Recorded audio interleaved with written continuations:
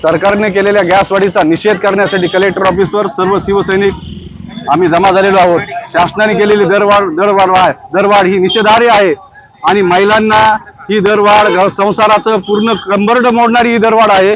त्याच्यामुळे शासनाचा निषेध करण्यासाठी आम्ही आज या ठिकाणी जमा झालेलो आहोत। आमचं हेच आहे, जे सामान्य जे महिला आहेत तर त्यांनी करायचं काय आणि खायचं काय। जर तुम्ही गॅस दराचे एवढे भाव वाढले तर आम्ही सामान्य जनतेला पर्यायच राहिला नाही आता चुलीशिवाय। आणि नरेंद्र मोदीचं म्हणते तर चुलीने दूर होतो महिलांसाठी। मी अच्छे दिन लाऊंगा, कहा गए अच्छे दिन? मैं तो कहती हूँ बुरे दिन आए हमारे महिलाओं के लिए। गैस सिलेंडर इतना महंगा कर दिया कि हम उसे ला नहीं सकते। अब हमारे पास ये चूल्ही के अलावा और कोई पर्याय नहीं है, काहीच नाही। ते नुसतं ते म्हणतात ना, जेव्हा इलेक्शन येईल तेव्हा नाही का सगळी जनता दिसते त्यांना आम्ही लुटेव 100 मध्ये गॅस दिले आणि त्यांचं सगळं काम भागल्याच्या नंतर 800-900 रुपये दर केला गॅस टाकींचा।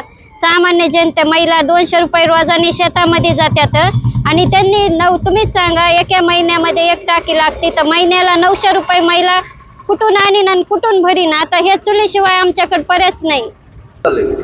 कायची लाडकी बहीण आहे, 5 लाख महिलांत हे केलं त्यांनी नामंजूर केलं। आणि ह्या ज्या महिला आहेत लाडकी बहीण, लाडकी बहीण कशाला देतात? द्यायचंच असेल तर महिलांना सुरक्षा द्या। हे महिलांचे जे हाल होतेत ना त्याच्यासाठी सवलती द्या, गॅस कमी करा। जे अगोदर 2014 मध्ये जे सिलेंडर 450 रुपयाला होतं ते सिलेंडर आता 900-950 ला झालंय।